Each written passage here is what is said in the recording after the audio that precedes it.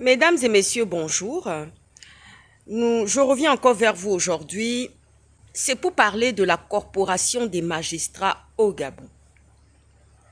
Vous avez vu comme moi une vidéo qui a fuité dans les réseaux sociaux où il s'agissait d'une magistrate qui disait que si ce n'était que elle n'aurait jamais condamné ni mis l'ex-première dame, Madame Sylvia Valentin Bongo Ondimba, et son fils Noureddine dans des situations de torture, de maltraitance et de crimes rituels.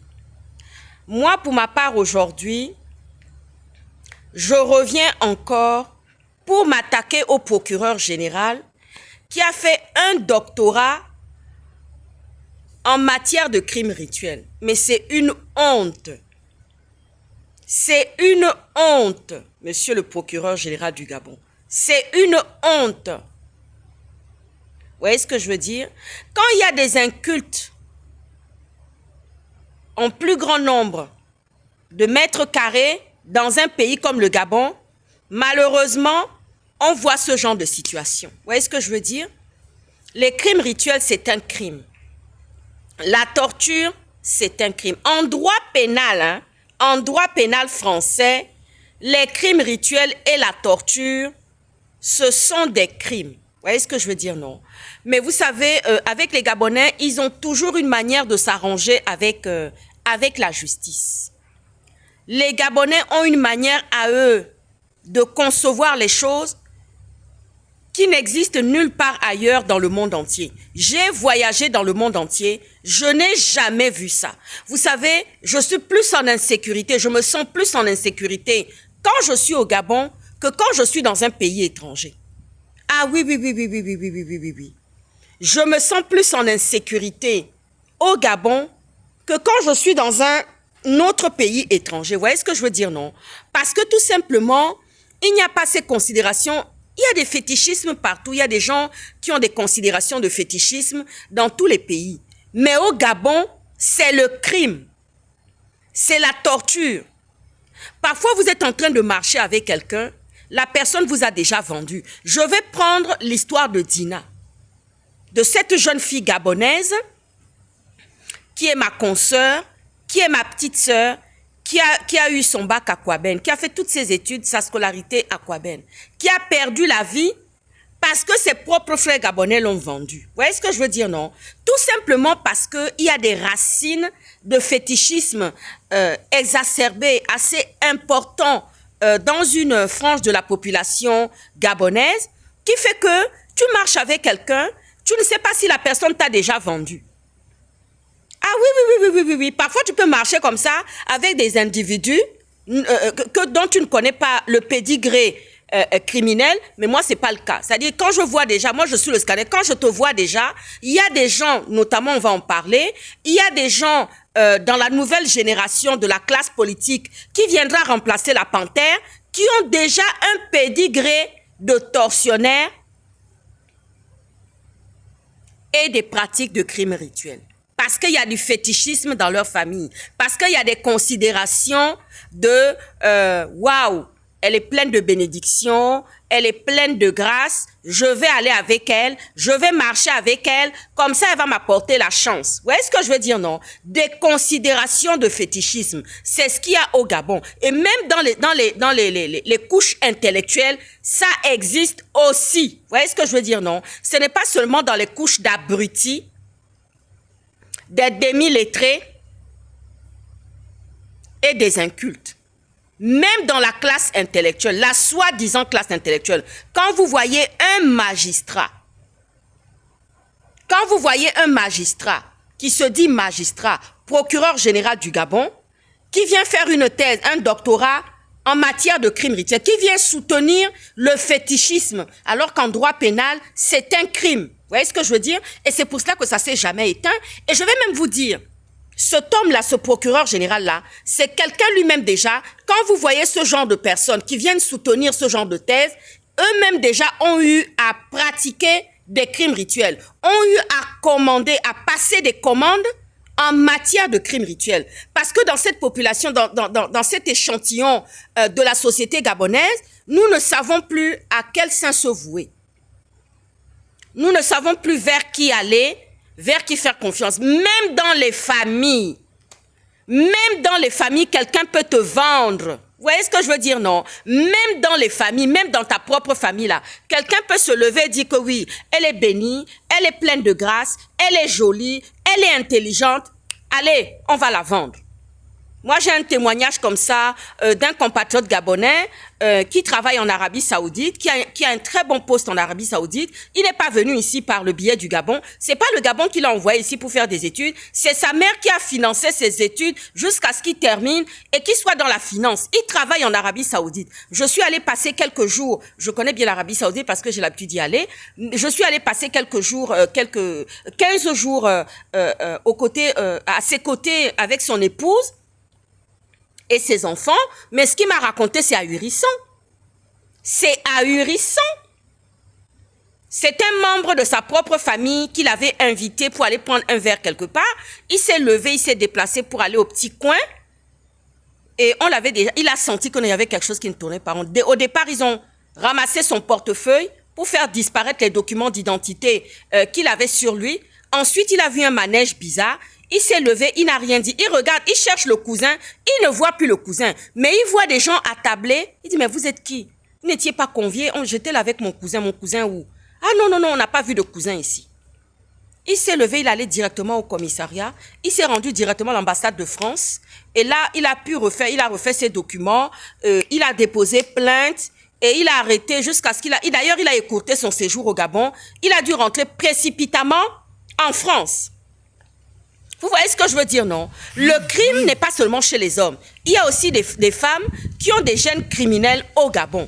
Quand vous voyez que ce procureur général a fait sa thèse, son doctorat sur les crimes rituels et soutenir ça devant le monde entier que c'est du fétichisme, alors là, c'est vraiment le comble. Les bras m'en tombent, je vous assure. Les bras m'en tombent.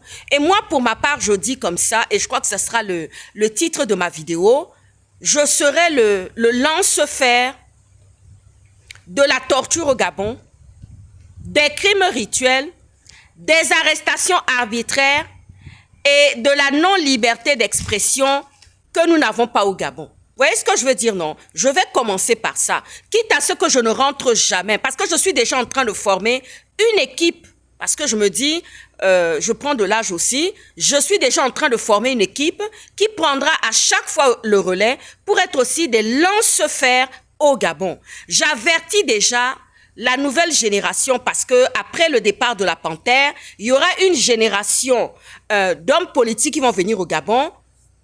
On vous a déjà scanné parce que en tant que profiler, on vous a déjà scanné. On vous a déjà scanné. Le QR code est déjà sur vous. On vous voit déjà. On sait que vous avez des relents de tortionnaires qui vont arriver sur vous, que vous avez des relents de tortionnaires qui vont se pratiquer. Nous savons que aussi il y aura du fétichisme, il y aura aussi des pratiques de non-liberté, mais on va vous combattre discrètement. C'est-à-dire que nous avons déjà commencé silencieusement à vous combattre pour que vous ne puissiez pas aller vous asseoir au Gabon et prendre des postes politiques. Est-ce que vous voyez ce que je suis en train de dire? Ah oui, on est déjà, vous ne le savez pas. Et vous ne le savez pas, vous êtes en train de vous regarder pour dire, mais c'est qui? Il s'agit de qui? Mais qui est déjà tortionnaire? Qui est déjà futur tortionnaire? Qui va aller s'asseoir au Gabon, faire de la politique? On sait déjà qui est qui. Vous voyez ce que je veux dire, non? Et on vous combat déjà silencieusement. Et croyez-moi que, même s'il ne faudrait pas que je rentre au Gabon toute ma vie, mais on va vous combattre. C'est-à-dire qu'on vous combat déjà silencieusement parce qu'on vous connaît. Vous voyez ce que je veux dire, non? Il faudrait une extermination totale de toute cette génération qui ont des pratiques de torture, de crimes rituels, de tortionnaires. Ah oui, oui, oui, oui, nous irons très loin. Ah oui, nous irons très, très, très loin dans ce combat et dans ce combat que nous menons pour les libertés, les droits fondamentaux et l'état de droit dans notre pays, le Gabon. Nous n'allons plus rien laisser passer. Parce que là où nous sommes là, nous savons déjà quels sont ces gens-là qui ont des relents tortionnaires. Et j'envoie un malheur à quelqu'un qui disait soi-disant, je ne sais pas quoi là, Hein? Vous voyez ce que je veux dire, non? J'envoie un malheur à cette personne-là. J'envoie un malheur à cette personne. Vous voyez ce que je veux dire, non? En tout cas, le dossier de la torture de Sylvia Valentin Bongo Ondimba et de son fils Noureddine ne restera pas sans effet. Vous voyez ce que je veux dire, non? Nous n'attendons pas que des sanctions, nous n'attendons pas que des condamnations, mais nous voulons que toute cette génération des hommes politiques, des magistrats gabonais qui ont soutenu le crime, qui ont soutenu la torture, qui ont soutenu les crimes rituels, nous allons tout faire pour que cette génération-là disparaisse de la terre et du Gabon. C'est tout ce que nous allons demander. Vous voyez ce que je veux dire, non? Ah oui, nous sommes déjà à l'œuvre et nous ne laisserons rien passer. Parce que les Gabonais, certains n'ont pas honte. L'histoire de Dina, j'avais dit ça quand Erdogan avait humilié la présidente de l'Union européenne, Madame van der Leyen. Madame Ursula van der Leyen. J'ai vu comment est-ce que... D'ailleurs, j'ai un dossier contre un activiste dans cette affaire et je lui demande de venir ici à Bordeaux pour qu'on aille s'expliquer devant les magistrats bordelais. Ah oui, on va défaire le paquet. On va défaire le paquet de pistaches là. Le paquet de pistaches avec lequel tu es parti t'asseoir au Gabon là. On va défaire ça devant les magistrats français ici. Vous voyez ce que je veux dire, non? C'est ça même. Ils ont vendu cette petite là. Et ils ont pris, mais je vous assure, le malheur, la malédiction se répandra sur cette famille-là. Ça sera centenaire. Ils ne se relèveront jamais. Les Gabonais qui ont vendu Dina ne se relèveront jamais. Ceux qui se sont cachés, ceux qui n'ont pas parlé, ceux qui se sont tus, les non-dits, parce qu'on dit chez nous, on dit du côté de chez ma maman que oui, même la soupe là, quand tu as goûté la soupe, et si tu as dit quelque chose dans ça là, on va t'amener aussi. Vous voyez ce que je dis, non? Tous ceux qui ont vendu Dina, tous ceux qui savaient, qui ont couvert, c'est une malédiction étendue sur l'éternité pour vous. C'est tout ce que je dis. Ah oui, et ça va s'appliquer, hein? Ça va s'appliquer. Il y a des femmes qui ont choisi la bonne part, les bons combats, comme maman Suzanne Barat, comme maître Gisèle Eyubekale, comme maître Marlène Fabienne et Foutam. Il y a Tata Huguette, il y a princesse de Souba. Il y a aussi des hommes qui sont là, qui se battent pour la bonne cause. Il y a comment on appelle ça, le Phénix, il y a Aimé Victor, il y a Franck Biziki, il y a Sylvain Mefano-Toi, il y a les Jonas Moulenda. Il y a des gens qui se battent pour que l'état de droit existe dans notre pays. Vous voyez ce que je veux dire, non? Voilà. En tout cas, j'indexe aussi la diplomatie française.